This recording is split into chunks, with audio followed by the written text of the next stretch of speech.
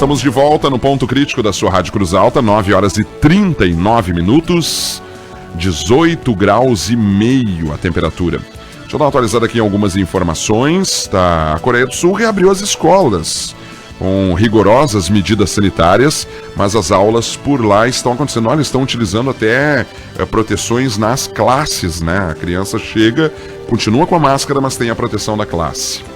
O Brasil, infelizmente, ontem os números foram apavorantes. É a primeira vez que o país passa de 1.000 óbitos em 24 horas ou 1.000 registros de óbitos em 24 horas. Nós temos 18 mil mortes, quase 18 mil mortes, 271 mil casos do coronavírus. O Brasil, aqui nos dados do Instituto Johns Hopkins, que é de Chicago, nos Estados Unidos, nós somos o terceiro país com o maior número de infectados. Só perdemos para a Rússia. E olha, pouquinha coisa, 30 mil. E aí os Estados Unidos, como testam mais, já estão lá com 1,5 milhão de infectados. O bom é que no Brasil também tem um grande número de pessoas que estão se recuperando.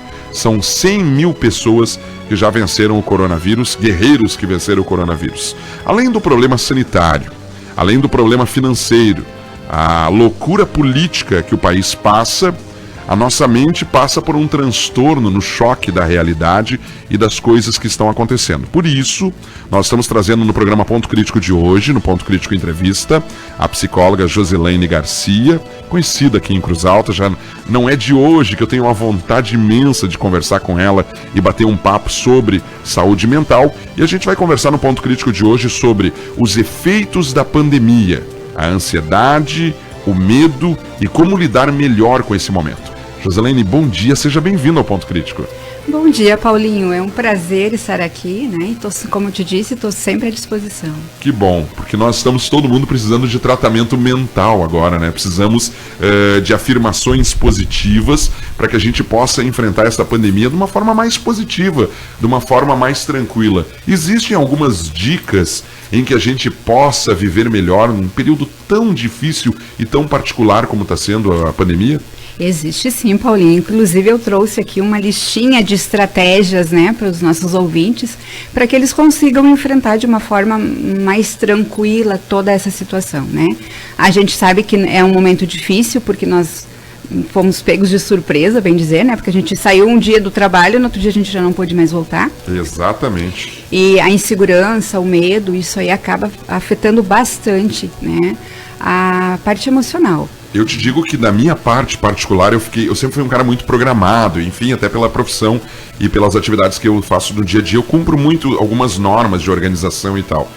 E a pandemia não estava na agenda, não dizia assim, ó, a partir de amanhã, compre mais alimentos, use álcool gel, máscara e evite aglomerações. Não estava na agenda de ninguém, né? Como eu disse, a gente foi pego de surpresa e principalmente para quem tem um transtorno de ansiedade já, isso é horrível, né? Porque a ansiedade, ela se alimenta de medo e insegurança. E é o que a gente tem vivido, né, no dia a dia. As pessoas, eu, você, né, às vezes até mesmo de forma inconsciente, a gente não se dá conta do processo, mas a gente deita com medo, acorda com medo. Tu tem medo de ser contaminado, tu tem medo de contaminar, tu tem medo de perder um ente querido, tu tem medo de trabalhar e acabar contaminado ou contaminar um colega, porque, né, tem o assintomático, que a gente não sabe, né, se é portador ou não. Então, a gente vive com o medo. E a ansiedade, ela se alimenta disso, de medo, de inseguranças, né? Agora, Josileine, a ansiedade já vinha na nossa sociedade moderna como um processo meio que estava todo mundo indo para o mesmo caminho. A correria do dia a dia, os trabalhos, às vezes até não se notando que estava ansioso, já era um processo que a nossa sociedade estava enfrentando. Hoje, esse processo, ele ficou exponencialmente muito maior. Exacerbou bastante, né? A ansiedade já era considerado o mal do século, né? E esse processo da pandemia vai levar a um patamar altíssimo. Né? A gente já vê dentro da clínica mesmo o aumento de transtornos de ansiedade, o aumento de busca pelo atendimento. Você notou isso na tua clínica, de pessoas procurarem com mais frequência? Sim. né? Aumentou muito a busca. A gente tinha em média assim, de 2, 3 pacientes buscando por dia. Embora eu tenha sempre atendido com a agenda lotada, sempre com lista de espera, a minha lista de espera hoje está bem maior. Né? Então a gente percebe muito a necessidade do atendimento hoje, né? E quando começou todo esse processo, nós psicólogos, psiquiatras, né, nós já sabíamos que íamos ter ia levar para esse problema emocional, que esse seria um caminho, que esse seria o caminho, né? Até tem alguns psiquiatras dizendo que nós vamos sair de uma pandemia do coronavírus e vamos entrar numa pandemia de saúde mental, né? De transtornos de saúde mental. Então não foi à toa assim que a grande maioria dos psicólogos se uniram, passaram a dar um atendimento, um acolhimento, né? A gente não fazia o atendimento, a psicoterapia, mas a gente fazia o acolhimento das pessoas pelo WhatsApp, pelo telefone. Eu fui uma das pessoas que me disponibilizei a isso. O número de ligações assim foi imensa, né? A procura pelo WhatsApp. Bom, em casa à noite assim, quase não parava. Não vencia. Né, dando suporte. No consultório, então, entre um paciente e outro, tu tá dando suporte também. Então, essa união já se deu pelos profissionais de saúde, né? Justamente porque a gente sabia que lá na frente nós vamos ter um sério problema. Né? O que pode acontecer? Você acha que dos pacientes que vão à procura e com toda a tua experiência, o que está mais assustando as pessoas? É individual de cada um ou tem assim meio que um fator assim predominante em todos? Tipo, a maioria está vindo preocupado com medo da morte, que bateu na porta, dizendo assim, olha, o coronavírus é um vírus mortal que não tem cura. E que entuba e que a pessoa morre sozinha, como a televisão tem mostrado, né? Pessoas isoladas em UTI sem conseguir se despedir das próprias famílias. Ou as pessoas estão com medo assim que não, eu tenho meu emprego, eu tenho meu negócio e agora estou quebrado, eu não tenho dinheiro, eu não sei como sustentar a família. Ou as pessoas dizem assim, eu não sei o que eu vou fazer, eu não sei se eu cuido do meu negócio, se eu cuido da família, se eu cuido de mim. Tá bem misto, Paulinho, né? A gente vê pessoas assim com o medo da perda, né? A morte para nós assim ela ficou escancarada, é algo que é um processo que a gente nega bastante, né? O processo da morte. É inevitável, né? Mas a gente passa negando, né? Exato. A finitude a gente sabe que é a única coisa que de certo que a gente vai ter, mas é uma das coisas que a gente nega bastante. E o coronavírus está aí esfregando isso na nossa cara diariamente, né? Outras pessoas, a questão financeira está pegando bastante, principalmente para os empresários, né? Para quem é autônomo. Então essa parte pega bastante também. E a questão, o medo de perda de pais e filhos, né? A questão emocional da ligação, do afeto, né? Não poder ter o contato, não poder ver, né? Até alguns dias atrás esse processo até estava mais longe da gente, mas ontem a gente viu, né, o caso que aconteceu aqui em Cruz Alta, da família que não vai ter nem como passar pelo processo de luto, de despedida, que a gente tem esses rituais e o cérebro precisa desses rituais para conseguir fazer um luto, né? Então isso já chegou mais próximo da gente. E a dor fica mais forte, né, a partir disso, né? Fica difícil de lidar com o luto, né, Paulinho? No momento em que tu não segue os rituais, que tu não vê a pessoa, que tu não faz a despedida, o cérebro não compreende muito bem que aquilo realmente aconteceu, né? Eu preciso ver, é que nem São Tomé, preciso ver para crer, né? Então, no momento em que tu não vê o corpo, que tu não tem esse processo de despedida da pessoa, o teu cérebro, né, teu emocional, fica difícil de a elaboração desse luto. Então, ele é mais longo, ele foge a alguns passos, né, que o ser humano precisa. Há muitos casos em que a pessoa está andando na rua, de repente vê alguém parecido e dá aquela liberação de adrenalina, como se tu estivesse vendo a pessoa, tu leva aquele susto, porque tu está sempre na iminência, não aconteceu, né? Eu não vi. Enxerga na outra pessoa, né? Enxerga na outra pessoa e tu acaba levando aquele susto, né? Então, isso aí pega bastante também. Isso dói muito, né? Sem dúvida nenhuma. Eu acho que até a passagem, né, na morte é um episódio traumatizante, apesar de sabermos que em todas as famílias nós vamos passar por isso, com coronavírus ou não, e que todos nós um dia partiremos.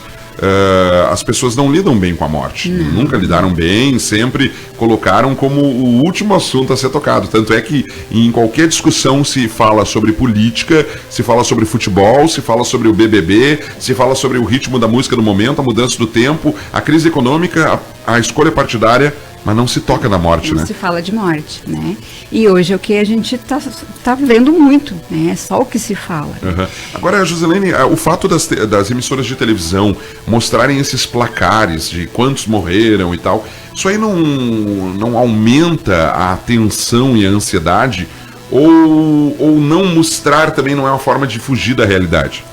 Aumenta bastante, né, Paulinho? Mas também o não mostrar é uma fuga da realidade. A gente precisa saber, né? A gente precisa estar informado para saber de que forma eu posso me proteger, né? Então essa informação é necessária. A orientação que a gente está dando, e isso está sendo batido bastante nas redes sociais, né? Eu digo assim, o que eu vou falar aqui é chovendo molhado, mas precisa ser dito, é que seleciona o que você vai ver, né? Você não precisa ficar 24 horas por dia ligado nesse assunto, senão você vai pirar, né? Então você precisa selecionar. Antes da pandemia, né, como é que era o meu comportamento? Eu ficava ligado na televisão 24 horas, eu ficava vendo os telejornais, eu ficava vendo, né, buscando esses... Não. Então, eu costumava ver o jornal, me informar do que estava acontecendo no mundo no horário do meio-dia ou à noite, né? Então, utiliza isso aí, né? Não saia da rotina nesse processo. Busque as informações num único horário, no máximo 2, na forma que você costumava fazer antes, porque senão você vai pirar. Se você ficar toda hora acompanhando, agora morreu um, né? Você não vai aguentar. O teu nível de ansiedade vai ficar altíssimo. Né? Então, uma forma da gente se proteger é selecionar as notícias que eu vou ter, buscar canais confiáveis, né?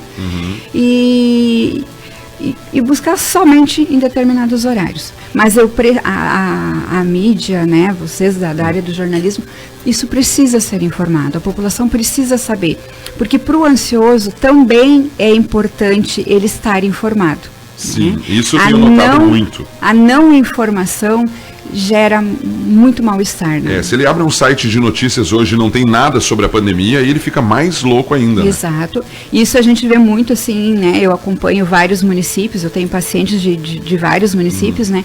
E isso fica bem claro assim dentro da clínica. O município em que o prefeito está toda hora né, fazendo live, está informando, está mantendo a população informada, está dizendo o que está sendo tomado, como é que está sendo gerido, esse paciente ele está mais seguro. Ele está ansioso, mas ele se sente mais seguro. Ele lida melhor com a situação. Diferente daquele que vem de um município onde não está sendo informado nada, né? Não se divulga muito quantos casos tem, quais são as providências que estão sendo tomadas. Então, nesse processo, a gente vê que o nível de insegurança é muito maior. E o caso da negação? Porque desde o início da pandemia, eu lembro, e aqui a Ariane é uma testemunha ocular da situação. Nos primeiros dias que foram falados aqui no Ponto Crítico, internamente eu era chamado de Senhor Corona, né? Porque eu falava muito do Corona e alertando, olha, uma cidade de 11 milhões de habitantes está fechada na China, tem tantos casos, o vírus é forte e tal. E eu ouvi num primeiro momento, claro, estava distante, sei quantos mil quilômetros nós estamos da China, lá do outro lado do mundo. E aí veio para o Brasil, chegou no Brasil. Logo após o carnaval começaram os primeiros casos e foi aumentando. E eu noto que tem muita gente que hoje ainda continua negando. Continua achando que é um vírus de gripe, o que é, na verdade, também um vírus de gripe, mas que não tem cura, que mata mais rápido, que afeta um grande número da população, e às vezes até alguns comparativos, que eu não sei se são psicológicos, esses traços, de dizer assim, não, mas vai matar mais gente de desemprego do que de coronavírus. Como é que você vê no lado psicológico essa situação da negação do fato? Bom, Paulinho, o processo da negação, né, para cada pessoa tem uma explicação, é uma forma. Nós temos dentro do processo de negação, por exemplo, no luto, né? Quando a gente precisa lidar com o luto, um dos passos do luto é a negação. E nós estamos hoje lidando com o luto, e não só com a perda real lá da morte, né? Morreu devido ao Covid, né? Mas nós estamos vivendo vários lutos. algumas pessoas a perda de emprego, a perda da liberdade, a gente não tem mais aquele, né, vou ali num barzinho, vou ali numa amiga, vou lá na família, no cinema, no cinema, que saudade. Né? Então a gente não tem mais esse movimento livre, né? Então isso é um luto também, a falta de contato com os familiares, enfim, todas essas perdas que nós estamos tendo, né, não só a física, é um processo de luto. Então, dentro desse processo de luto, uma das formas que vem é a negação. Mas nós temos outras pessoas também em que a gente tem o suicídio inconsciente. Já ouvi falar dessa palavra. Né? O suicídio inconsciente é aquela pessoa assim, que ela não... ela se coloca em risco, ela se coloca em perigo, ela dirige em alta velocidade, adora fazer saltos em altura, enfim, tudo que é tipo de coisa que tenha um risco maior, né?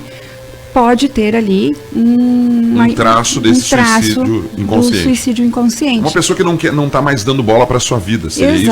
Exato, né? E isso pode estar acontecendo hoje também. Então, se o cara já tinha esse comportamento lá, né? Pô, inconscientemente isso aqui para mim vai ser, é o que eu estava esperando. Só que a pessoa não se dá conta disso, né? Eu não me dou conta que eu tenho esse tipo de comportamento, né? Eu vou me usar como exemplo, né?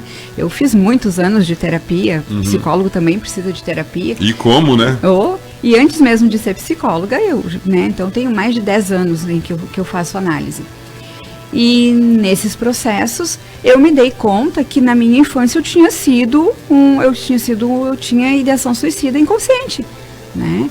Eu adorava subir no alto da minha casa, eu tinha 5, 6 anos, o prédio que a gente morava era alto, era de 2 andares. Eu escalava as janelas e eu passava para cima do telhado, com 5 anos, né? Sentava, eu fazia malabarismo na beira, correndo risco, né?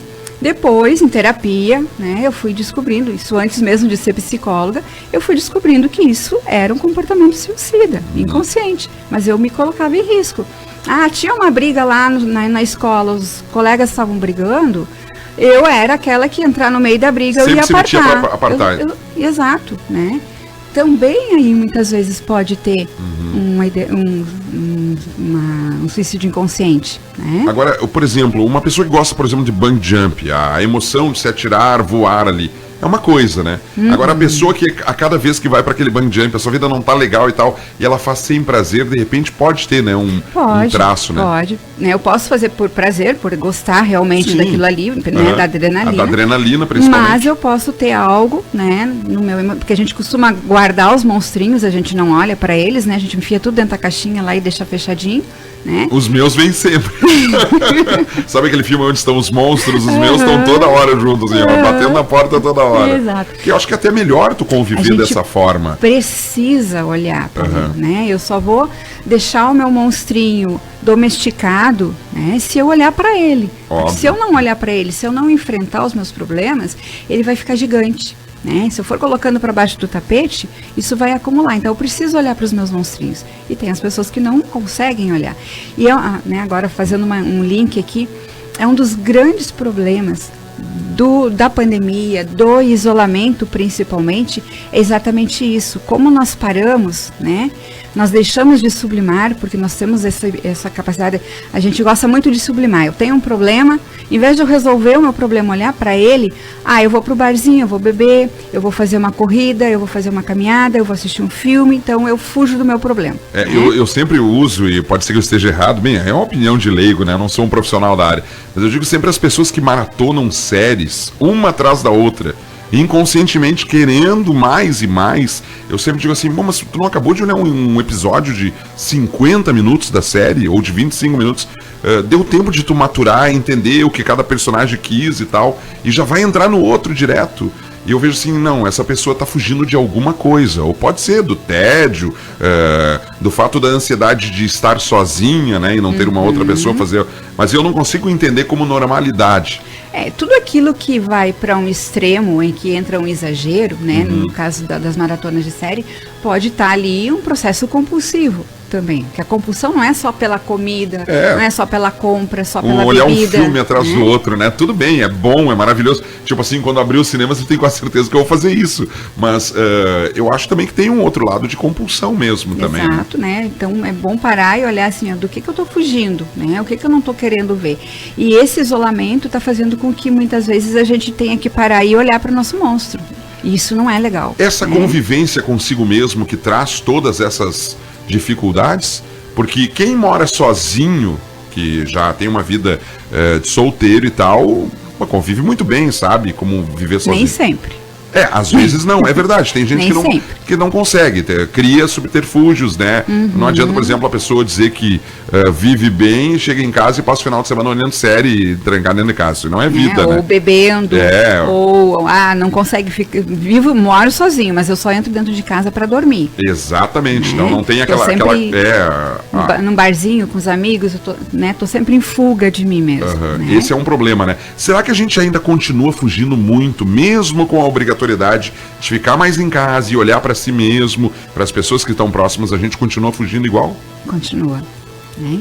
Porque um dos processos mais difíceis do ser humano é olhar para si mesmo, né? É olhar para mim, olhar qual é o meu monstrinho, abrir minhas caixinhas lá, né? O Augusto Cury chama as janelas, né? Tá, a minha janela killer, enfim. Sinal tem um filme dele muito bom no Netflix, já assisti, né? É maravilhoso. Agora me falhou o nome, Enfim, para que eu já vou olhar enquanto pode eu esqueci o nome também, mas eu já assisti, é muito bom, né? Então a gente parar e olhar para esses monstrinhos é a coisa mais difícil que tem. Tanto que tu buscar uma terapia, tu ir para psicoterapia, tu procurar um psicólogo, é terrível, né? É um passo muito importante na vida da pessoa e é um dos passos mais difíceis para o ser humano tomar. O Vendedor de Sonhos é o filme. Exato. Tá no top 10 do Brasil, inclusive na Netflix. Eu descobri aí que eu vendo vírgulas. Sabe que eu olhei esse filme em Santa Rosa, no lançamento dele em 2017, se não me engano, ou 2018. E eu confesso particularmente que eu tenho que assistir de novo. É muito, eu adorei, eu gostei, é muito bom. Isso faz a gente refletir bastante. Para esse período de pandemia, de isolamento, é um filme bem reflexivo. Tem como a gente sair do tédio ou da ansiedade de estar isolado e projetar uma nova vida a partir dali, recomeçar, reconstruir ou continuar? Eu acho assim, que continuar, voltar para aquele mundo que a gente saiu alguns meses atrás, nós não vamos voltar. Aquele normal que a gente tinha lá, aquele lá a gente não vai voltar mais. Mas nós vamos ter uma nova oportunidade. E é uma coisa muito bonita de se ver assim, tem muita gente se reinventando, né? Ontem eu vi uma reportagem de um circo que está em Santa Maria, eu achei assim sensacional a forma de se reinventar deles, né? Aí o circo tá em Santa Maria, como não pode, né, ter plateia em função do isolamento, os caras criaram o drive, né? Você entra dentro do teu carro. E o show acontece. Vem para os carros. Eles criaram os box, onde cada carro, né, coloca lá no box. A família toda dentro do carro, né, com os cuidados necessários. Eu achei aquilo sensacional, né? Até na entrevista o cara lá começou a chorar, dizendo que num primeiro momento ele ficou preocupado, né, que iam ter que fechar, decretar falência, né, ia ser muita gente desempregada. E os caras conseguiram dar a volta e se reinventar e estava lotado, né?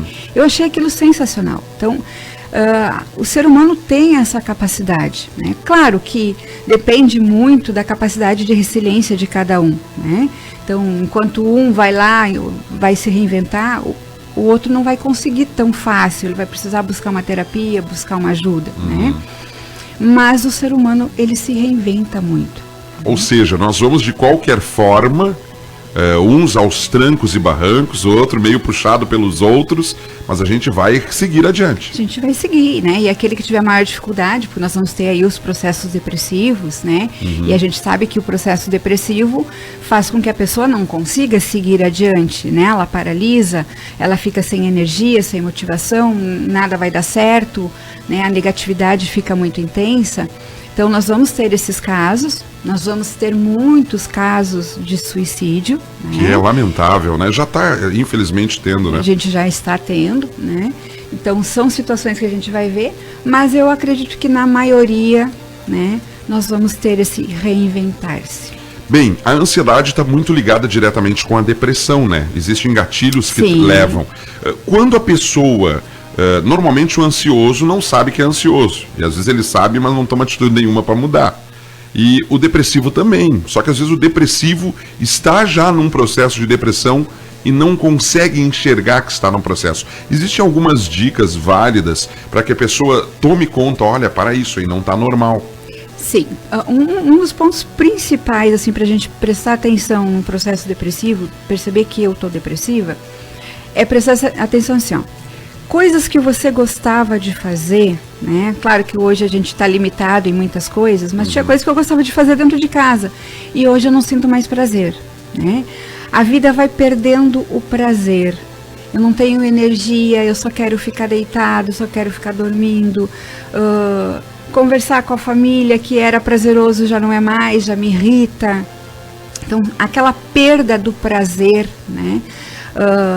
As pessoas cuidam muito a tristeza. Nem sempre a depressão ela é seguida de uma tristeza, né?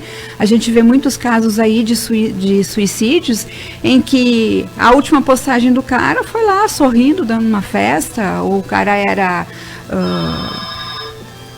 vivia contando piadas. Sim, né? Tinha um modo extrovertivo de viver, mas internamente ele estava num sofrimento violento, né? Agora é muito difícil, né, essa questão de poder externar o que se sente verdadeiramente na sociedade que a gente vive, né? É uma dificuldade, né? A gente vive mais de máscaras, né? Bom, hoje eu preciso dessa máscara. E hoje nós estamos usando duas, né? A máscara de proteção. Exato, e mais a máscara mais a outra, né? Então, tipo, hoje eu preciso da máscara da mulher forte, né? Vou lá para entrevista, eu não posso mostrar que estou ansiosa, não posso mostrar que estou com medo, né? É uma máscara, né? Então, a gente já nasce, né, criando essas máscaras. Então, tirar essa máscara, me mostrar, ou olhar para mim e perceber, não, eu estou mais chorosa, o meu sono está alterado, ou eu estou dormindo muito, ou eu não estou conseguindo dormir, né? Perdi a energia, perdi a vontade, perdi o interesse pelas coisas que eu costumava fazer, que me dava prazer. Eu adorava dançar, hoje nem em casa, né? Eu vivia dançando, hoje já não danço mais. Gostava de escutar música, hoje já não gosto mais, não consigo, né? Então, esses fatores, né, são sinaizinhos de alerta. Que tem que serem observados. Tem que serem observados, né? Dentro do processo de ansiedade, quais são os meus sinaizinhos de alerta? Taquicardia, né? Boca seca, sudorese. Tonturas. Eu sou campeão quando chega ao ponto máximo da ansiedade, assim, que tá no limite, bateu todos os... A tontura vem na hora. E ali já é um sinal de alerta Exato. Bem grave, né? A modificação do sono, né? Ou tu passa a ter insônia, ou tu tem a hipersonia, né? Apesar que dormir é bom, né, Joselene? Mas dormir demais que é ruim, né? Todo aquele extremo, né, Paulinho? Tudo que é extremo não tá legal. Eu tenho que ter um equilíbrio. Então, se eu durmo demais, liga o sinalzinho de alerta. Do que eu tô fugindo, né? Se eu não tô conseguindo dormir, tô tendo várias noites de insônia, tô custando para pegar no sono, ou eu pego no sono logo e lá no meio da noite eu acordo e não consigo dormir mais, né? É um sinalzinho de alerta. Então, o nosso corpo, ele vai avisando, ele vai nos mostrando. Tô tendo formigamento, né?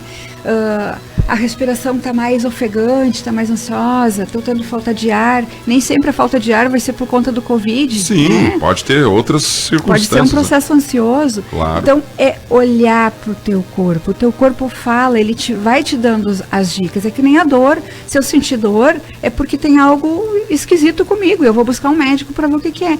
Então, esses outros sintomas também ele está nos mostrando que tem algo errado, né? E quando, para mim buscar ajuda, é quando isso começa a limitar o meu dia a dia, quando eu não consigo mais lidar com os afazeres do dia a dia, quando isso começa a me causar sofrimento, né? Tá na hora de buscar ajuda. Eu nunca gostei de lavar louça e continuo na pandemia não gostando, mas eu lavo.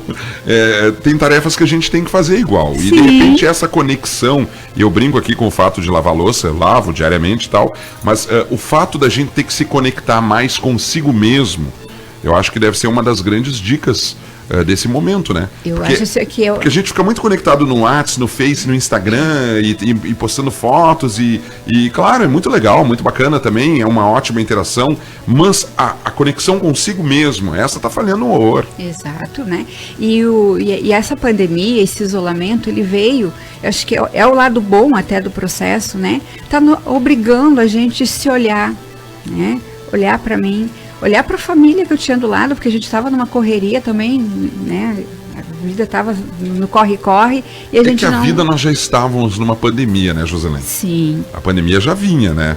Ela de ansiedade, né? De ansiedade, de depressão, de loucuragem, de tomar atitudes por impulso, não pensar no que está fazendo.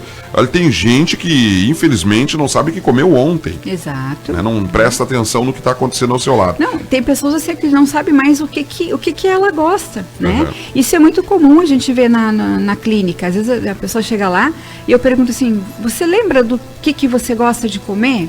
Né? Aí a pessoa diz, não. Mas você lembra o que teu marido gosta de comer? Ah, não, meu marido eu sei, meu filho eu sei. E você? Onde é que está você nesse processo? Né? Por que a dificuldade de olhar para você? É um processo muito difícil. Nós vamos ter que continuar em outra hora, tá, Joselene? Tá Foi bom. muito bom o nosso bate-papo, mas o nosso tempo terminou hoje aqui no Ponto Crítico. Eu agradeço de coração a participação, extremamente agradável a conversa, e principalmente porque acrescenta muito para muitas pessoas que estão do outro lado do rádio e também nos acompanhando nas redes sociais, que estão enfrentando esse problema, está batendo no dia a dia de cada um, né? Ou seja, na situação econômica, na relação com os outros, consigo mesmo, ou até mesmo pela questão da pandemia, né? Não é um vírus que veio sozinho, ele vem carregado de vários simbolismos. Sim, muitos, né? E principalmente a necessidade de olhar para si, né? Esse vírus está mostrando isso, a necessidade de olhar para mim e me importar com o outro, né? Estou sempre à disposição. Eu abri a minha fala dizendo que eu tinha trazido, né, que eu trouxe assim, várias estratégias e não consegui falar delas. Peço desculpas, entendeu? Essa é uma e eu também peço desculpas, né? Essa é uma característica do apresentador do programa. Ele vai conduzindo mas e. Beleza, né? A gente falou o que precisava ser falado. Né? Eu vou colocar lá no Facebook essas estratégias. Com certeza. Né? O teu Face é Joselene Garcia, normal mesmo? Joselene Garcia, e tem o Face do consultório. Sim. Que é psicóloga, consultório de psicologia Joselene Garcia. Qual é o telefone para o pessoal entrar em contato, se precisar entrar em contato com você, para marcar, é por WhatsApp, ou é melhor ir na rede social lá e entrar em contato lá? Pode ligar pelo WhatsApp, ou a ligação mesmo, né? É 99167 7928. 99167 7928. 7928. Bom dia, bom trabalho, tá bom? Igualmente. Provavelmente nós vamos trazer a Joselene mais vezes aqui no nosso Ponto Crítico para conversarmos sobre coisas da nossa saúde mental. 10 horas e 11 minutos, 10 e 11, estamos encerrando a edição de hoje da quarta-feira.